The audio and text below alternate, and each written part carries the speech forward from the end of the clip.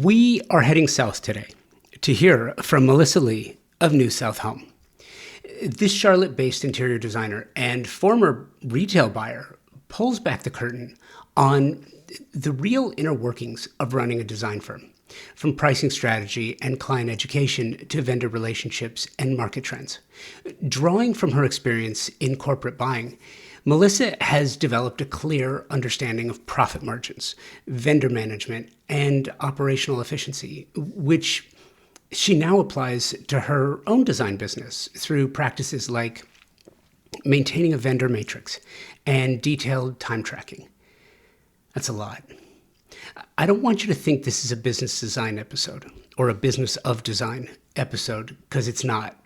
I don't do that intentionally.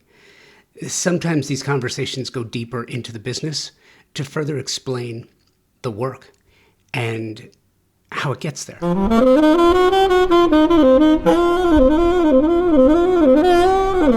Melissa discusses challenges of pricing interior design work in a landscape full of conflicting advice, flat fee versus hourly models, for example, and how she's evolved her own conceptually fixed with scope management approach.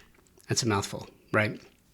Anyway, clients receive an upfront estimate based on hours, but additional fees apply when scope or decisions shift beyond agreed terms.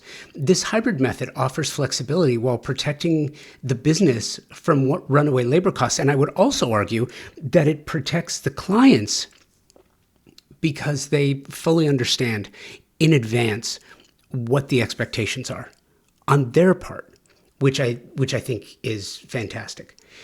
Events like High Point Market and KBIS play a strategic role in how she sources vendors, stays inspired, and builds key relationships. Melissa balances structured vendor meetings with looser time for discovery, realizing that overscheduling stifles creativity.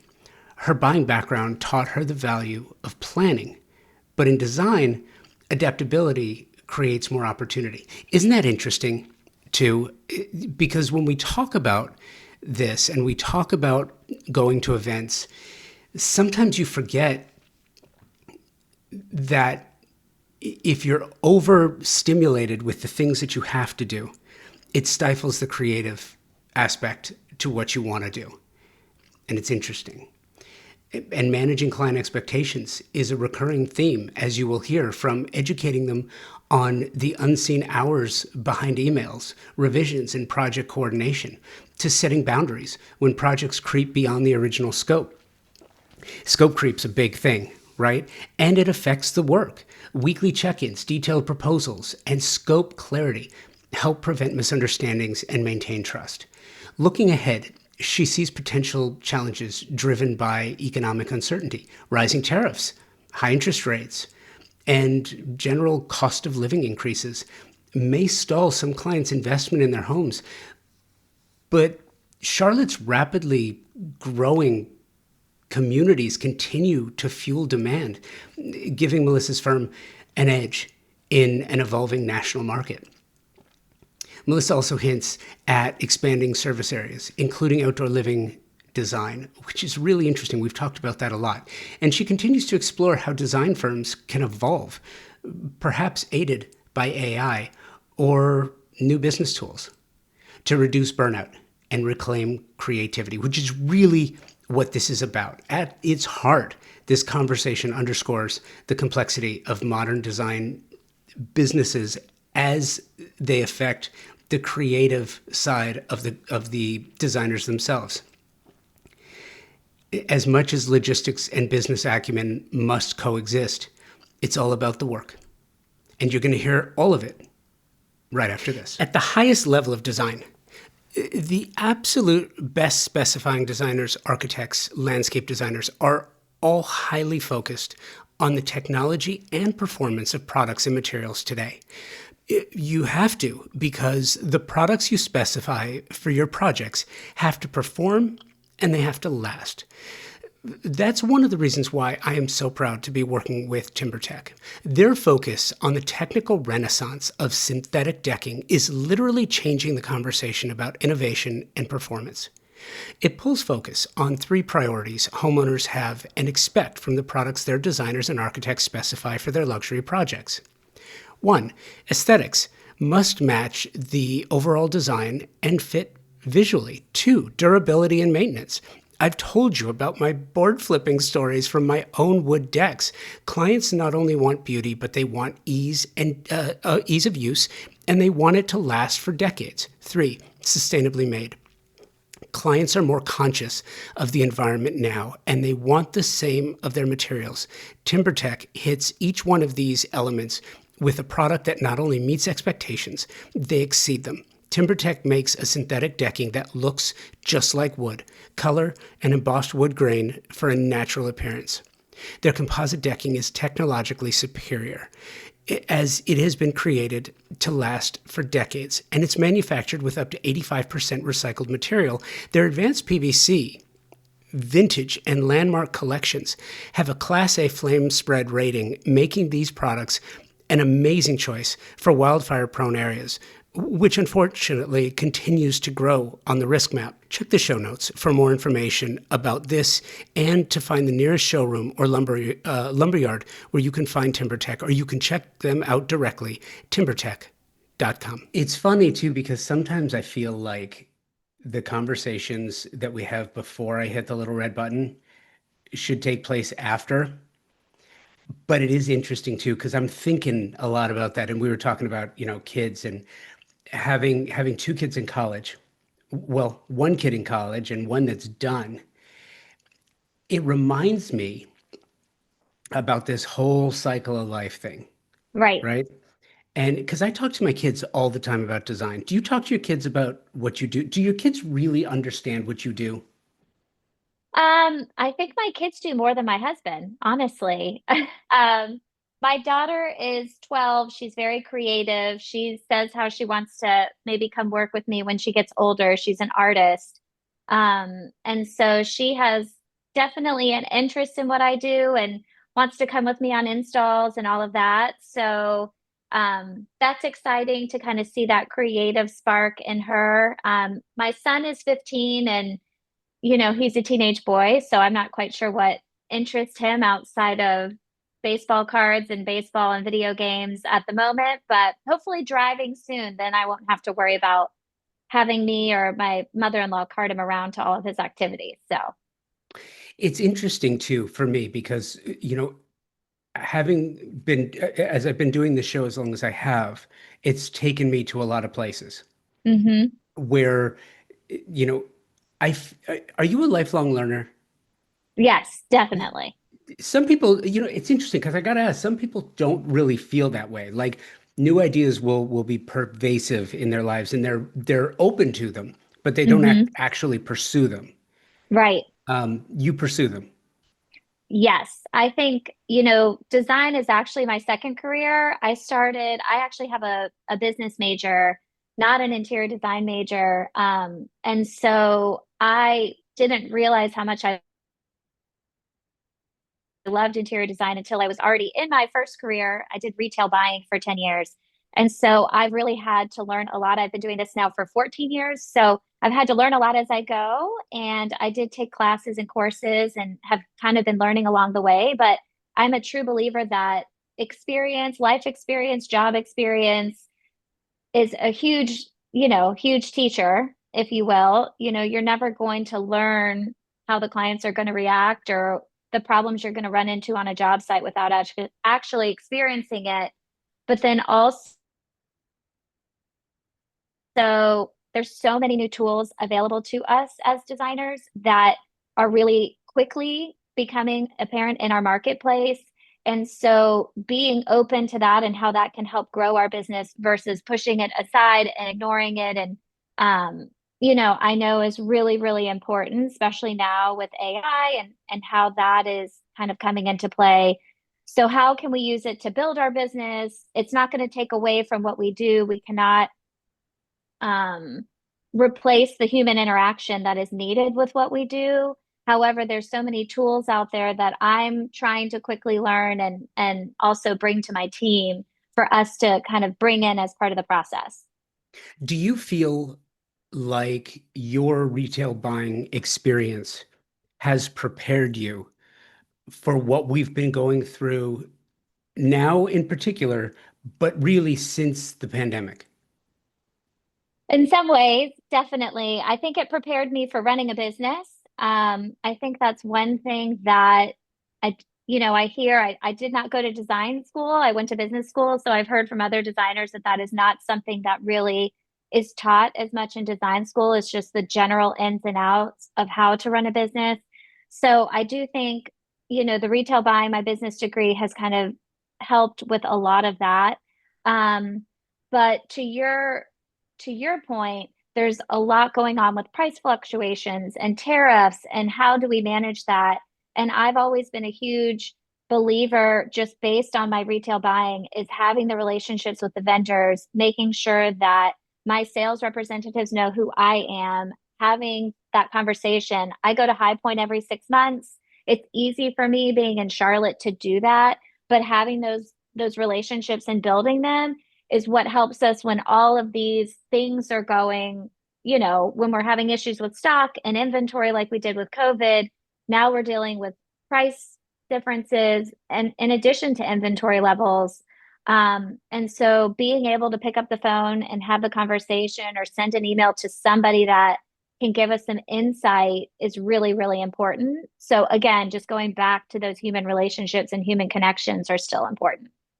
And it's interesting, something you said. I don't I don't have anything against design school or degrees in interior design. I really don't. The problem that I have with it is they don't getting a degree in design doesn't give you a degree in how to run and operate a business. It doesn't teach you how to be entrepreneurial. It gives you sort of a broad, it's a liberal arts degree of sorts. It Hmm. gives you a broad spectrum of a lot of different things. But that's why I think, and it's a pet peeve of mine because I've been doing the show for as long as I've been doing, and in the last probably 3 to 5 years, there's been this proliferation of design business podcasts. Hmm. And I feel like they do a disservice to designers. It's like, well, you can't just listen to a podcast and learn everything that you need to know about everything. But going to design school, I feel, or getting a business degree rather, I feel like that gave you a couple of different things that I'm wondering how you use. A business degree will give you it'll give you a framework Hmm. into relationships and contracts. Yep. It'll give you a framework into merchandising and marketing, Hmm. and it will give you a framework into an overall understanding, not to teach you accounting or law, but it will teach you the things that you need to understand about both of those things as you enter into relationships in whatever business you happen to be, whether it's selling widgets or a creative enterprise. Yes? Right. Yes, absolutely. And I also think one thing that is really important in running a business is whether you're profitable or not. How are you pricing your services and how are you pricing your goods? What are your overhead costs and how are you making sure that it's all making sense so that when the next year comes, you can open the doors again, or you've got tariffs and now how are we dealing with that? Because do you have a cushion? Have you planned for that? And so I think that's the biggest thing that I know I've worked with a few different business coaches and specific to design, and that is a big part of what they teach is the business side of it. And I've come in saying like, listen, I know how to read a P&L report. I understand all of those things. Let's skip past that and go into the nuts and bolts of it. But I do think that that is one thing that, has allowed me to grow and have a team and, understand the ins and outs of it because of the profitability and the business side of it. And just that 10 years that I spent kind of managing my own business within a bigger corporation as a retail buyer. But knowing what gross margin is, knowing all of those things and how to manage that and just kind of what it, there's not a right way to charge for what we do. There's so many different ways that people charge for their services, and that's something that we're constantly looking at. It's constantly changing based on the type of project that we're taking on. But all of those things kind of come into play. How do you how do you evaluate and change your model based on circumstances? And I ask the question because, I don't think it's possible in any industry now to say if you do retail and creative, if you're a lawyer, right, and it's or an accountant, and it's a time-based business, right? Mm-hmm. You're just filling out logs based on the work you're doing. Then I Yep. get it. An hourly is how you have to do it. I get it. But if you have any relationship to retail, any relationship to client relationships that are not cut and dried or that are creative in any way, shape, or form, you have had to change the method by which you bill, the method by which you charge a lot. How Mm-hmm. has that affected your business and how has it affected the way that you work? So interestingly enough, I have worked with one business coach that says bill hourly. I've worked with another business coach that says bill flat fees. So you can imagine that, we've really looked into it. Um, and so I I will admit that when I started doing this and really up until a few years ago, we were not accurately tracking our time. We were just working and it was working. And so we really did start tracking our time as a team and understanding how much time goes into these projects. And that 15-minute email that you send just to follow up, or this call that you're making to the countertop supplier. And even we have been shocked at how much time it takes to do that. And I think the challenge that we've been having, kind of trying to shift into a truly hourly model, is that it is very difficult for us to explain to a client and to sell to a client. It is going to take 500 hours to design and build your home. And how do we, it's not something easy for them to grasp. And it's scary when they don't really know what we do. We're just bringing them on. Obviously, that hopefully we've been referred by somebody. So there's that level of trust that's already getting transferred. But the amount of detail that goes into it from somebody that doesn't know our industry, they're hiring us to be the expert, is what we're still trying to figure out how to accurately, convey to the client to sell the value of what we do. And I think what we've found is that it just really also varies by market. We've talked a little bit about we're not in New York City. I'm in Charlotte, North Carolina. We don't have New York City, Miami, or LA price points and clients. So as many hours as it may take for us to do a project, it's still going to take the same hours in Charlotte as it may in New York City or Miami. So what's kind of setting it back to who's my competition? Who are they also calling in the Charlotte area? And really understanding your competitive landscape, because they're calling more than one designer when they're talking about a project that big. So I think that's what we're really thinking about, is how are we setting ourselves apart with our brand? How are we setting ourselves, how are we kind of producing the right onboarding materials to, just give the value of what we do and how we're setting ourselves up as the best designer for their project and the best fit. And it's funny, isn't it? Because clients seem to be, and by the way, there's nothing against clients. I've been a client. I get it. Uh, Clients believe that they understand everything about the business. And if they don't, what they don't understand, they can just go ask ChatGPT or Google, and then it'll give them an answer. It might not be right.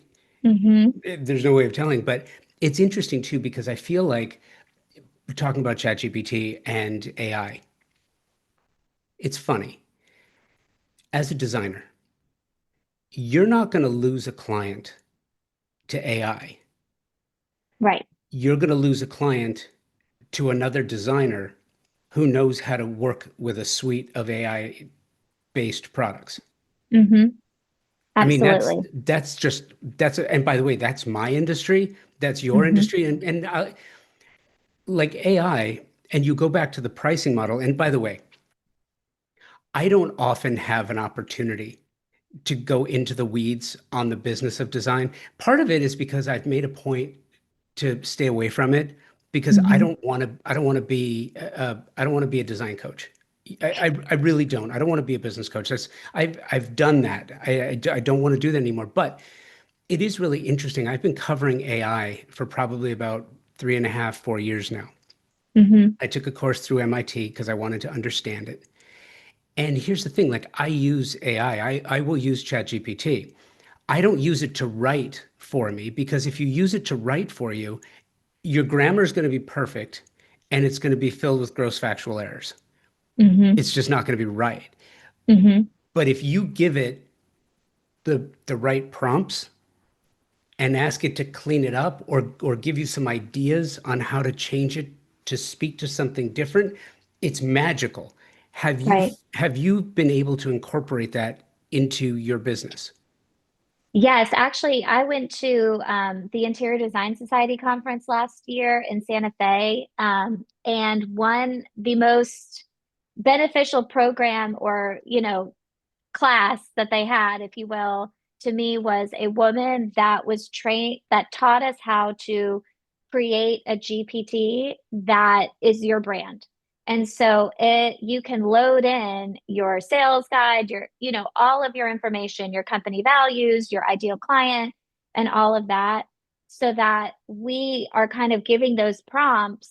We're preloading all those prompts in so that everything that's coming out of it is specifically tailored to what we're doing, who our ideal clients are, what's the language we want to be speaking.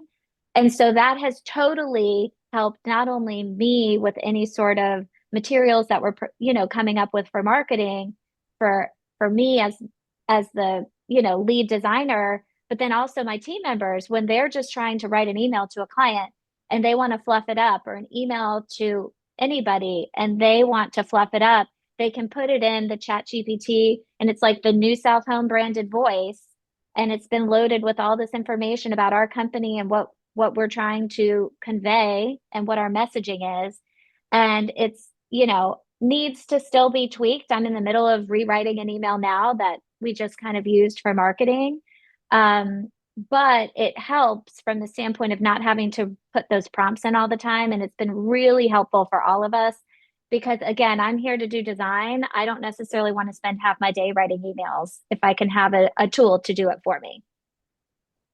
And there's a lot of tools, but the problem is we have to get through all of the misuse. Like people will think, well, I don't have to do the work anymore. I can just have ChatGPT do it for me or, whomever. And Hmm. that is not the case. That is not the case at all. And Right. I'm wondering though, has it impacted your work or how has it changed? Not the business side of it, Hmm. but the creative side of it. How has it changed the way that you think about the work? Um, so we've started using Midjourney, which is AI rendering, image rendering software. I started this last year as well. And it's been really helpful for us to create inspiration images for our clients. We used to rely on our clients pulling inspiration images, going onto Pinterest, going on Instagram, taking pictures on their phone. And what we're finding is we're getting into a different clientele where that's just not something they're doing. They want us to come to them with the inspiration. They want us to come to them as their design advisor. They're really looking to us to guide them. And they're not on Pinterest. That's just not what they do. And so for us to be able to create conceptual rooms that we can put prompts in talking about the ideas that we have and creating an image with these ideas has been really, really helpful for that design concept kind of exploration process that we do at the beginning. Um, and that has just been kind of a game changer from the creativity standpoint, where we're still having the creative ideas. We're still pulling these things together, but being able to create a visual to share those creative ideas in some sort of format that the clients can understand versus just words that we're talking about or a piece of fabric here and a faucet over here has been really, really beneficial in that initial stage.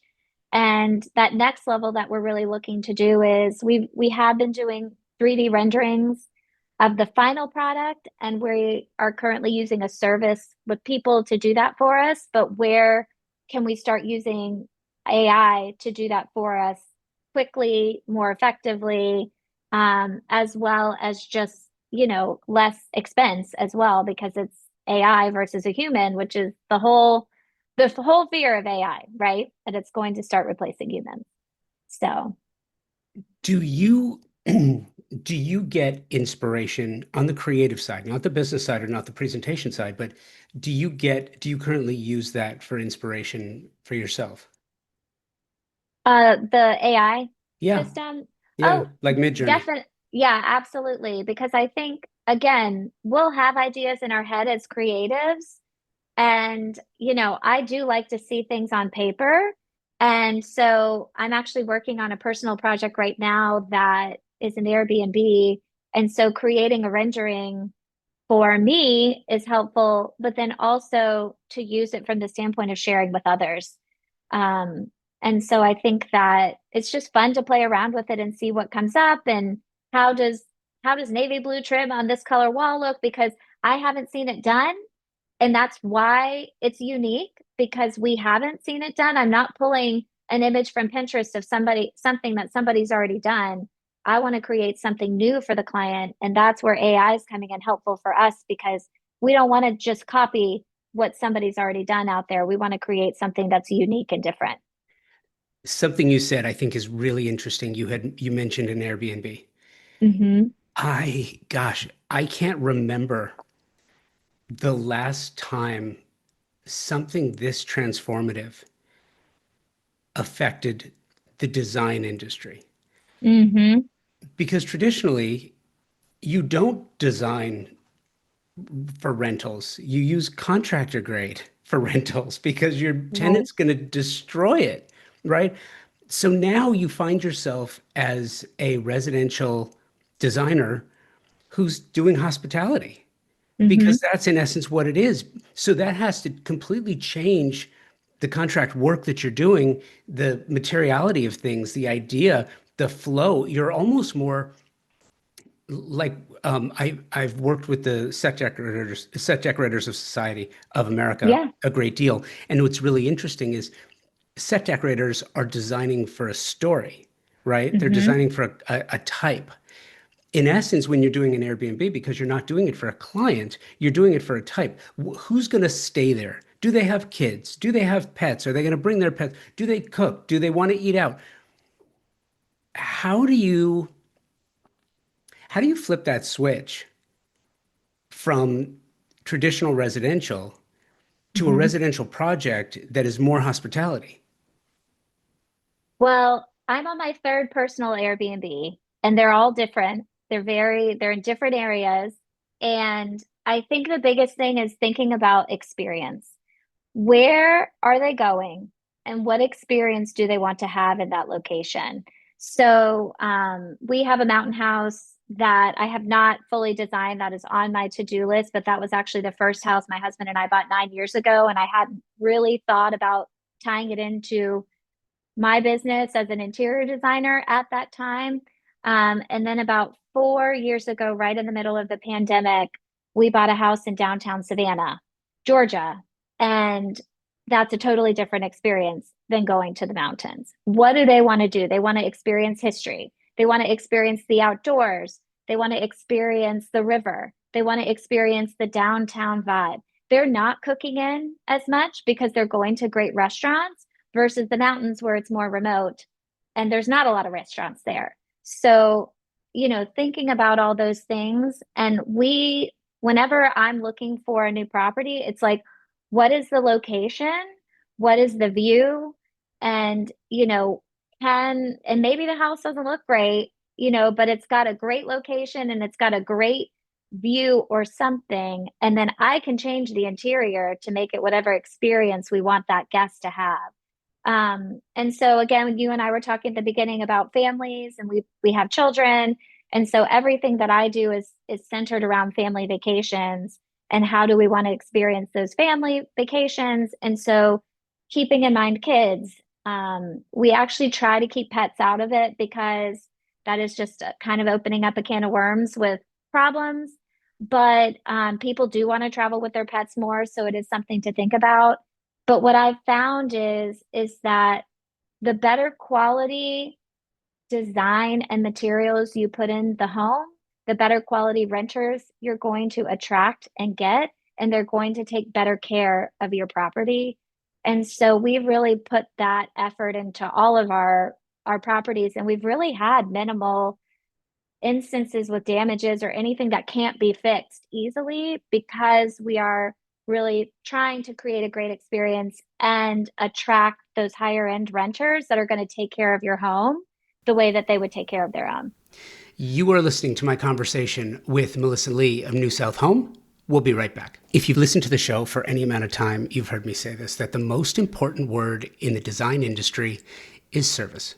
Product is important, price is important, selection is important, but stellar service is the premier idea that can make all the difference in the success of a project, any project.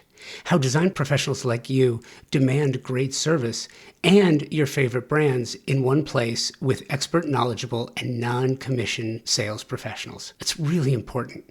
It means that their only incentive is your satisfaction. Pacific Sales, Kitchen and Home, a Best Buy company, has just that with over 60 years of experience in Southern California. Pacific Sales is your destination for exploration, advice, and inspiration. Now, you have the Pacific Sales Kitchen and Home team to help you and offer their Pro Rewards program, which is a trade program unlike any you have experienced before. Earn 3% in Best Buy gift cards, e-gift cards, or 2.5% in rewards checks for every qualified and delivered sale. In addition to special trade pricing, exclusive offers, access to exclusive special events, and so much more than I could possibly tell you about here. And the cherry on top is access to exclusive builder trade incentives from top brands and the stellar service, again, from a company that has been serving the industry for over 60 years. Terms and conditions apply to the Pro Rewards program and builder trade incentives. So visit a Pacific Sales expert at a showroom today for full details and to learn how you can unlock additional savings and benefits. Don't miss out on the opportunity to work with the best of the best. Visit Pacific Sales Kitchen and Home today and elevate your projects to new heights. I am absolutely thrilled to welcome a new sponsor to the program. First of all, because I love new sponsors to the program, but also because this one is something that each and every one of you has been looking for. Loam AI is a company that has its roots in technology and engineering with a passion for high-quality content development. Listen, designers, architects, landscape architects, shelter industry brands, you know that time is the one thing we can't create, right? So how would you like the power of AI in content development programming that allows you to design instead of editing videos, scripting, and writing your content for social media? Loam AI was created by a team of engineers with a passion for creative content development. This is text to video, so you describe it and Loam AI creates it. It's really amazing. You're going to have to check this out. And they make it simple to change content sizes for different social media outlets. How tired are you of trying to resize the content that you create or send it out to a freelancer and keep getting the recharges because it has to be put in different sizes? It's a pain, and Loam AI fixes that. It's easy to use, has US-based support if you need it. Let me rephrase. The support is here in the United States if you need it. Stunning images, realistic voices, built-in captions, and it's simple to use. Sign up and try it for free without a credit card at loam-ai.com.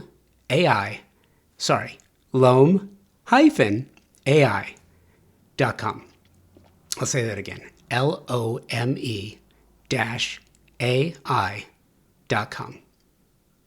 Simple, inexpensive, text to video, harnessing the power of AI to grow your firm beautifully. The materiality, the nature of material. Um, do you find yourself working with a whole different set of materials, or, or do you view it like, it's a home and things are going to get used and that's just the nature of it and we'll replace them when it's time to replace them? Or do you actually go for more of a hospitality grade material? Right in the middle. So there's certain things like if I can put wallpaper on the wall to create a great picture, because you have to think about it.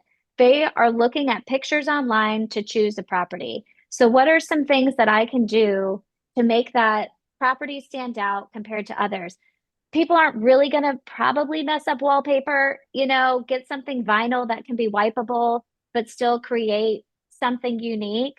Yeah. Um, and then I think the biggest thing too is just being mindful of like the upholstery needs to be comfortable. The beds need to be comfortable.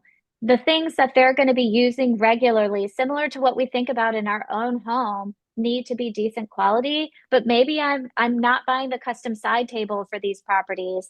And so we definitely have different level of projects that we do for, our clients, whether it's an Airbnb or a model home or a totally custom home with custom furniture.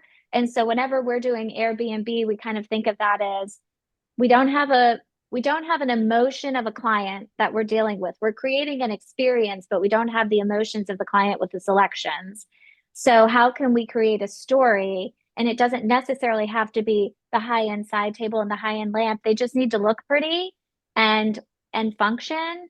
However, when it comes down to where are we going to invest the money, we're going to invest the money in just key details like wallpaper that might be a level up that you're not going to see in normal Airbnbs, making sure that the furniture, the upholstery is comfortable and is going to hold up to wear and tear and use. And then also making sure that the bedding, you've got comfortable mattresses, clean sheets, and comfortable bedding, because those are the things that are really important to people that are looking for an experience and want to have a vacation that's at the level that they expect when they're in their own home. Tell me about your approach to merchandising and styling. Because one of the things I can tell by the nod, it's the I bigger was the like, nod, oh, the more of a thing. I can always tell. yes. But it's interesting to me because one of the things that I love doing is just the whole exploration of your website. When we're talking, and I've looked at it before and I'll look at it again, and I find some things really interesting. Ooh, I have to know what. Well, for instance, when I look at I would, now I'm not a designer, right? But I Yeah. would view that the website and the portfolio page it's a calling card, right? You want people to see some of your best work.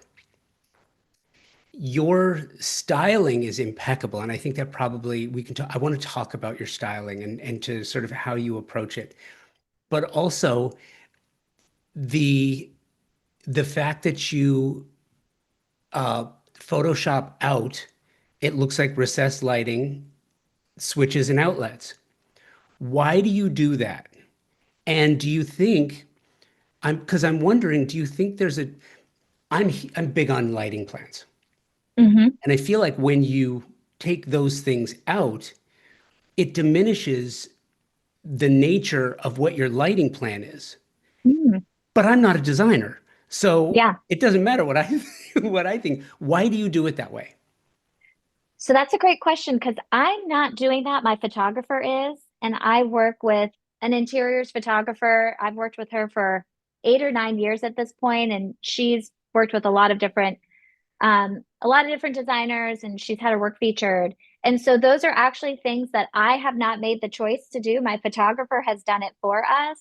Um, so, however, the lighting that you're talking about is important, and we're actually we're starting a new build project where we are meeting with an architectural lighting designer because the amount of the different types of lighting that we're including and our clients are requesting in this project is kind of beyond where we're saying we're like, we need somebody that is an expert in providing architectural lighting and how we're going to properly light this drop soffit ceiling and these beams and the artwork, and doing a lot of different architectural details that we're excited to include in this. So, just kind of going back to that, that's answering that question, hopefully for you. So I'm not intentionally doing that, but my designer sees it, or I'm sorry, my photographer just sees it as, she wants to make sure that the essence of the room is captured and those things are distracting in her mind. And so I have a feeling that's probably why she does it.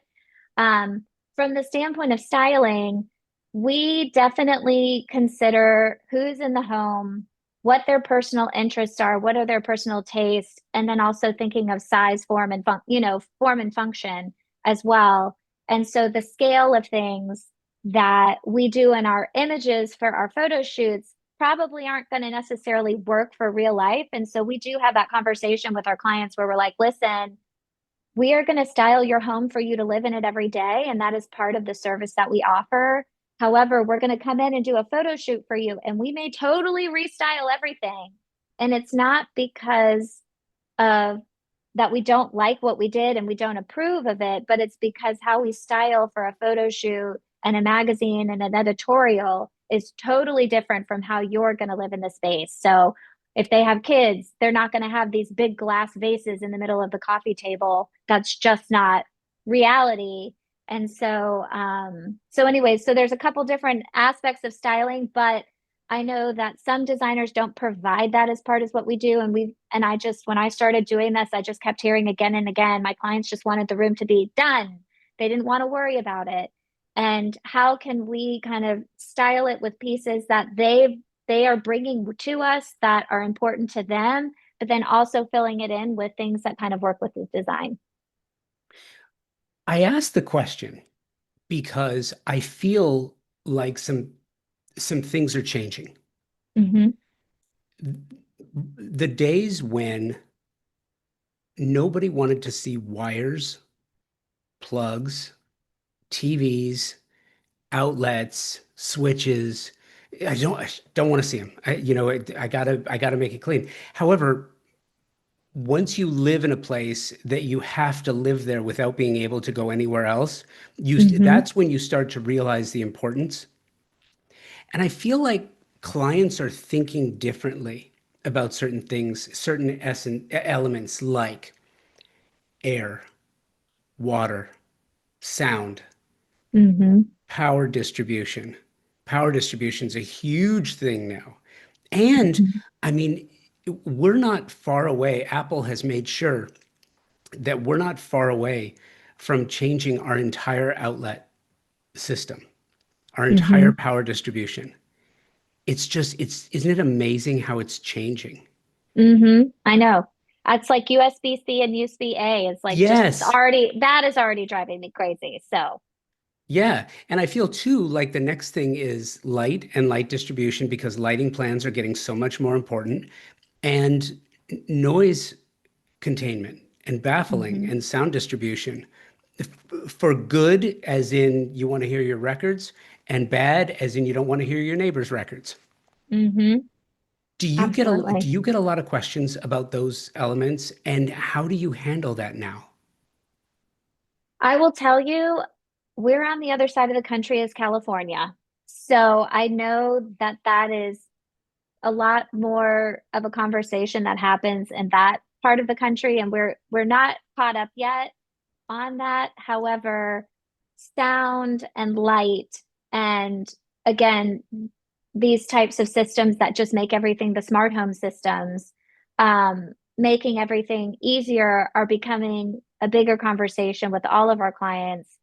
And so, the biggest thing, and you mentioned sound and the record player and all of that, and we're still kind of, I know there's this shift into not necessarily these big open concept rooms, but from the standpoint of just entertaining and, how people are still living these days, especially if it's a young family, the mother still wants to be in the kitchen and she wants to have a view of her children in the family room. And So how that's the thing where we're walking into these big open spaces and the echo is there. And so we're always talking to our clients about how can we help with reducing sound from the standpoint of not necessarily just adding things into the space, rugs and draperies and all these things that naturally help with the sound reduction. And so I do think that those are parts of parts of design that it's our job as the designer to help educate the clients on is how we can help with some of those things. And again, the lighting plan and the lighting designer, we're excited to kind of learn more from that experience because it's really the first time we've had a chance to do something like that and really bringing in an expert of how we can start managing that and bringing in some of those new ideas that you mentioned. It's going to be great for us just going forward. To your point of continuous learning, we're always doing that with our projects. How many events would you say you're going to on an annual basis? And when I say events, I mean I'm sticking to the big ones: High Point, Atlanta Market, Dallas Market, KBIS. I mean DPHA. You name it. I mean there are so many four-letter events that Mm-hmm. now, and it's crazy. Yes. You kind of have to go. Yeah. So as I mentioned earlier, I'm spoiled. I live in Charlotte, so High Point is an hour and a half away from me. So that is something that they are opening market a little bit more. So we have flexibility to go up there. It doesn't necessarily have to be during market time, but I do go to High Point every 6 months. And I have gone to some of the other markets. And I've just found that it's kind of a repeat of High Point. We're not seeing anything crazily different standpoint from the furniture manufacturers. One that I wanted to go to and we're planning to in January is KBIS. I know it's in Orlando this year. And so KBIS is one that I haven't gotten to, but we're planning to get there. And so I think we're excited about that. I've been to the luxury home conference that's up in Chatham, Massachusetts. I went there last year. I've been to the design influencers conference before that they kind of do in different areas. So I would say on average, I'm probably going to 4 events a year. If you think about High Point twice and then a couple of other events throughout. But I do like to see what's different and see what's out there. I like to go to them a few times just from a networking standpoint. But to your point, there's so many to pick from that it's hard, there's a lot of different places to go and see. Yeah, which means you kind of have to prioritize. Right. And it's interesting because KBIS, KBIS is interesting because it's so big. It's so Hmm. big, it's unwieldy. It's a very high point. Like, Yes. Yes. okay, when you go to events, Hmm. how do you plan? How do you structure that time? Um, so usually what I like to do is we'll do a day that, especially if it's like High Point, which is when I go regularly, we'll do a day where we're meeting with our vendors. We try to do that. We're meeting with the vendors once a year. So if we go every 6 months, we'll alternate. So we're having those face-to-face conversations. They know that we're still there. We're still, having that relationship and just continuing to build those relationships. So we'll usually focus a day on that at a minimum. And then that second day, we will go and just kind of look at new places, look at inspiration, have a little bit of a loose schedule that allows us to kind of see some talks that might be happening.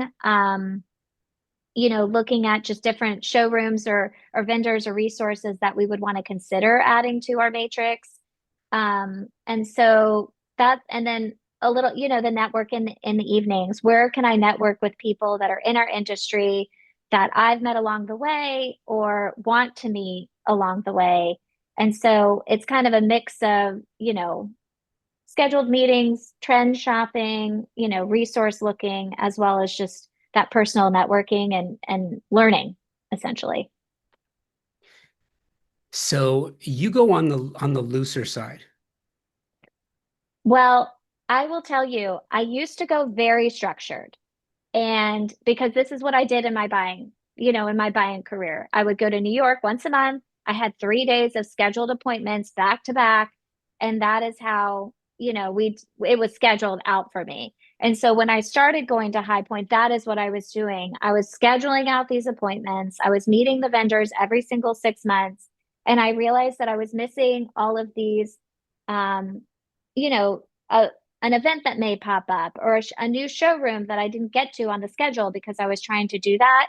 And so the longer that I've been doing design, the less scheduled I've become because I just realized that we're missing out on the creative side of it, the opportunity to see new things if we're packing our time, so tight that we can't go off and see something new or different.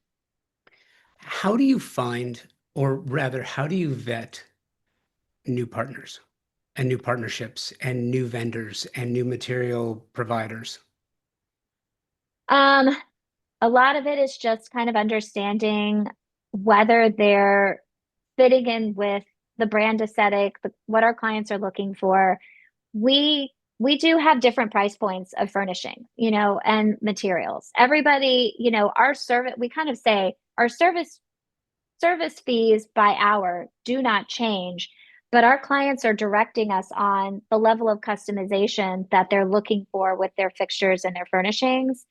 And so we really kind of I mentioned a vendor matrix earlier, and this is something that I brought back with me from my buying world. It's like, I want to have 4 vendors that I have good relationships with, that I can get pretty much 90% of what I'm looking for at any given time, that I'm keeping my accounts open. I'm keeping, getting the best pricing for my clients by having those relationships and kind of centering it on a set group of vendors.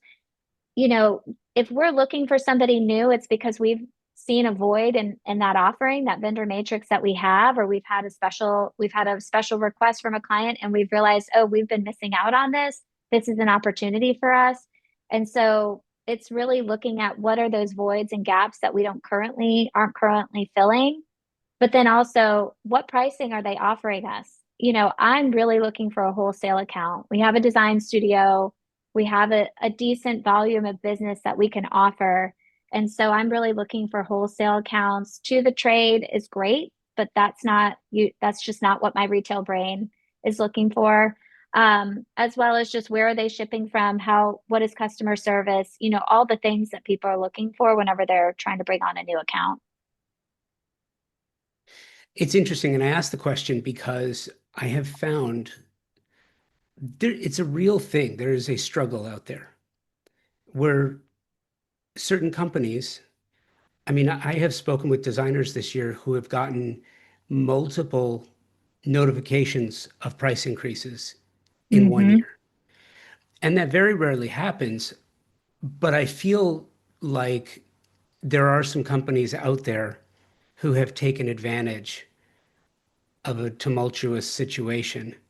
Mm-hmm. And, for instance, the ones who put the notifications that prices were going up due to tariffs before the tariffs were ever implemented, it's like, wait a minute, Mm-hmm. Mm-hmm. give me a date.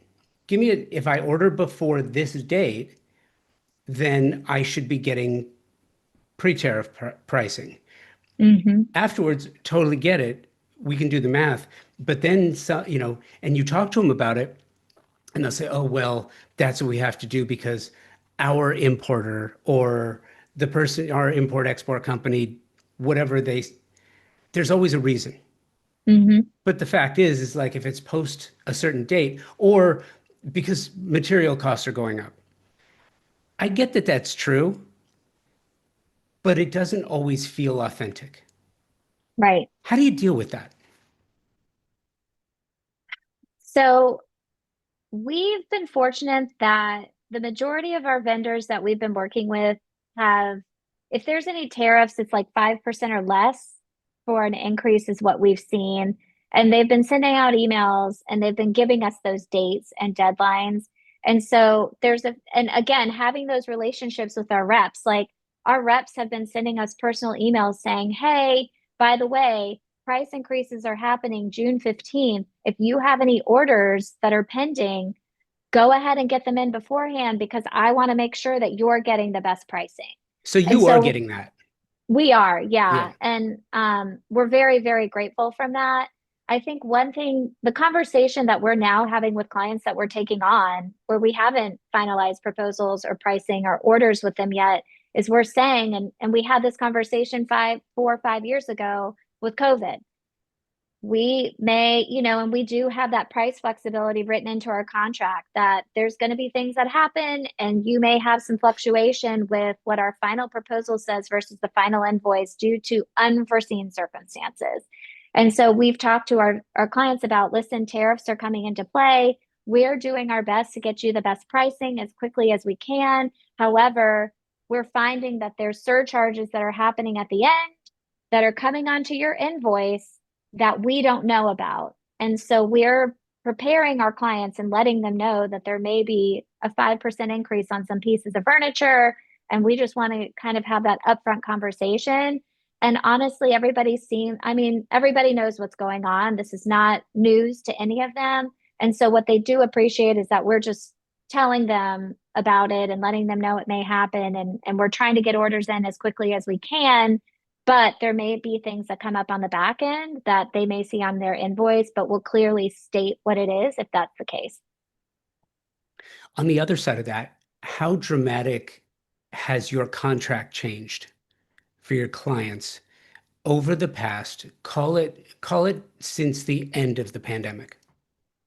So our new reality. Our new reality.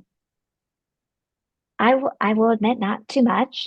um, I mentioned that we have kind of that in our contract, we state, your project could be 5% more than that final proposal. And that has really, I've had that since the beginning, and that has really covered us for any changes.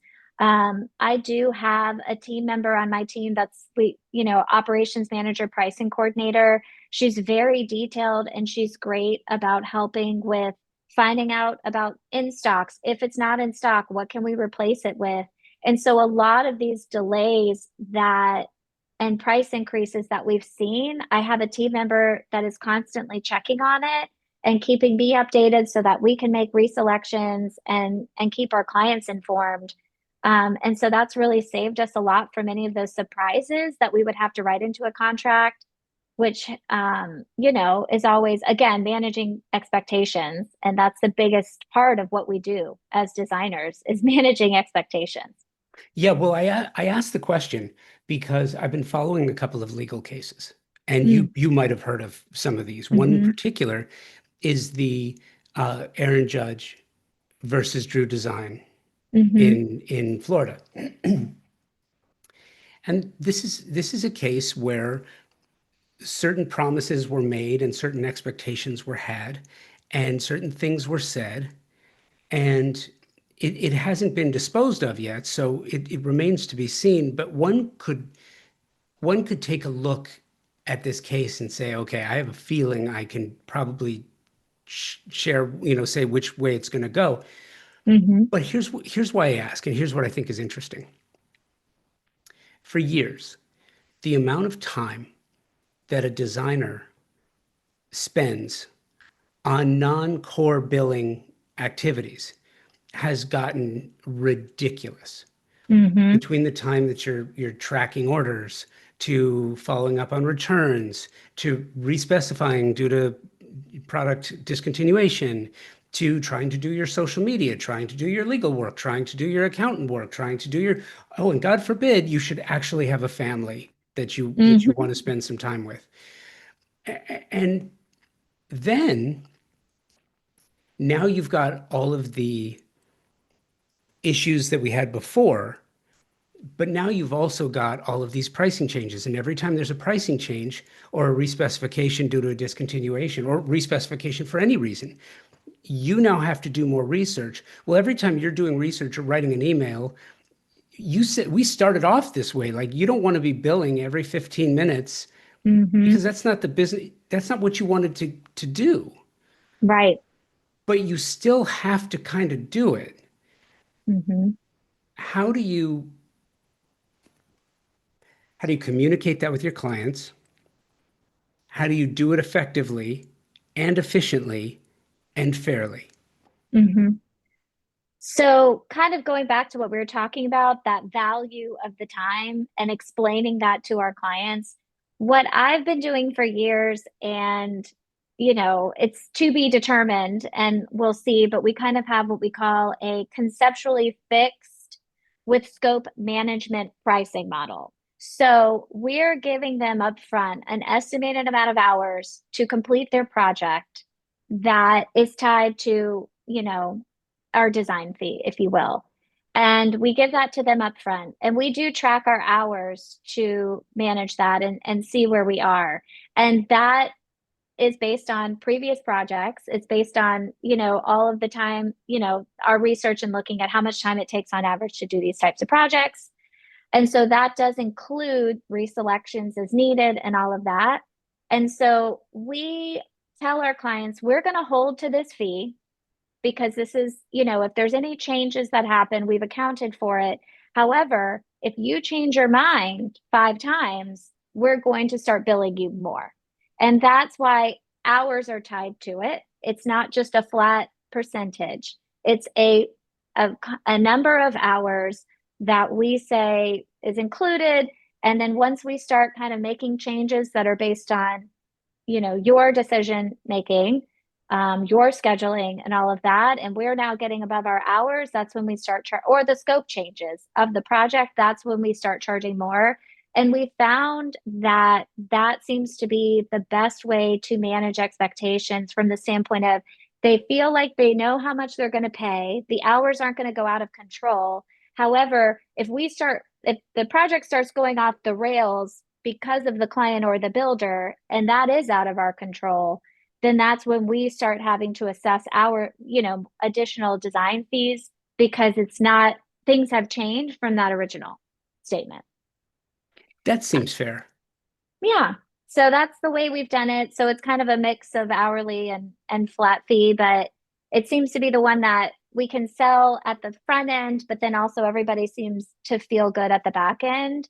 And we have that constant communication with them. We're talking to them at least once a week, um, just to make sure that we're all on the same page with what's happening, what are we working on, and, you know, if there's any changes that need to be made. If you had to break out the crystal ball and try to, I know, right? And try to imagine what additional changes, what things are going to be different at the end of this year, 2025, than they are right now, or what's going to be different going into 26. What do you think that might be? Um, I do think the tariffs are the biggest thing that is just going to start impacting, just everybody's expectations on pricing and how is that going to impact the job, our job, how many jobs are coming in? Are people going to start getting scared about the price of things in general, whether it's food or gas or living expenses, just regular day-to-day things that is going to hold off on them doing a remodel for their home that maybe they had planned on? Interest rates kind of staying where they're at is obviously slowing things down from the standpoint of home buying and all of that. So I think that's the biggest unknown is just what impact where are the tariffs going to land at? And what impact are they going to have on just people's comfort level on spending on big expenses? Whether it's a new home or a remodel project or furnishing, a few rooms. Um, One thing I will say that has been beneficial to us, and Charlotte is in the top 5 cities of growth. And so we consider ourselves fortunate being here because there are still people moving here. It's a great city to live in. And we get a lot of people coming in from out of town that are new to the area for various reasons. So we do still have growth in our market that I know a lot of other markets aren't seeing. So I'm hoping that continues. And so I do feel in some ways we're insulated from some of the things that other cities are seeing because of that. Um, but that's really kind of that unknown. And I wish I had the crystal ball, but it's just like we don't really know how that's going to play in 6 months to a year. with that. In addition to that, I'm just curious, have you expanded or changed your offerings at all? Like, for instance, I'm looking at the new copper model home. Hmm. And it's interesting because I'm noticing some outdoor spaces being shot. And I'm Hmm. curious, does that present, it's almost like a brand extension, isn't it? Where Hmm. you say, hey, you know what? I don't have to stop at the foyer anymore. I don't have to stop at the patio anymore, or the threshold to the patio. I can actually look at other rooms to involve, and or maybe you did that before. Yeah, we've done outdoor spaces kind of as part of interior spaces, and we've got a few pool projects that we're currently working on. So we're thinking of it, as you said, an extension to the home. And so we actually have two pool projects now where we picked the finishes. We're building the home, or it's just a addition to the outdoor space. And so we're seeing, because of the growth that I mentioned, we are getting more new builds and custom build projects where we're taking the architectural plans and selecting everything, working with the builder, working with the architect, selecting all the finishes, the fixtures, paint colors, cabinetry, all of that to build the home. And so we actually have a few of those that we're currently in the middle of and starting. And so that's a bigger part of our offerings that we're seeing more of just because of the growth of Charlotte. And then also just the team that I have in place that really, we've kind of built up that reputation within the industry here to do those. I love that. And I love your work. And Thank you. this has been so much fun. Thank you for taking the time. Absolutely. Well, thank you, Josh. I appreciate for the invitation and the ability to talk to you. Absolutely. The Design Hardware Showroom is a space where specifiers can go and find an incredible selection of high-end faucets, luxury tile, natural stone, wood floors, and bespoke hardware, and so much more. Select products are presented in a holistic manner, strategically arranged to stimulate creativity and transition your vision from the conceptual stage to a fully realized space. You will find everything you're looking for, even the products by brands you didn't know you didn't know. Surprise and delight. Am I right? All under one roof on 3rd Street in Los Angeles, just up the street from the Grove. Conveniently located, free parking available. Stop by to find inspiration, collect samples, get expert advice, and tackle everything on your specification list all in one place. Visit them online at designhardware.com, at Design Hardware and Flooring on the socials, or in the real world, 6053 West 3rd Street in Los Angeles. Melissa, thank you. Loved our chat. Thank you for listening. If you like this episode, please share it with a friend, colleague, or someone else who loves design and architecture as much as you do. Subscribe to Convo by Design wherever you get your favorite podcasts, and continue the conversation on Instagram at Convo by Design with an X. Keep those emails coming with guest suggestions, show ideas, and locations where you'd like to see the show, Convo by Design at outlook.com. Thank you to my partner sponsors, TimberTech, the AZEC Company, Pacific Sales, Best Buy, Loam AI, and Design Hardware. These companies all support the shelter industry, so give them an opportunity on your next project, won't you? And you can find links to each in the show notes. Thanks again for listening. Until next time, be well, stay focused, and rise above the chaos.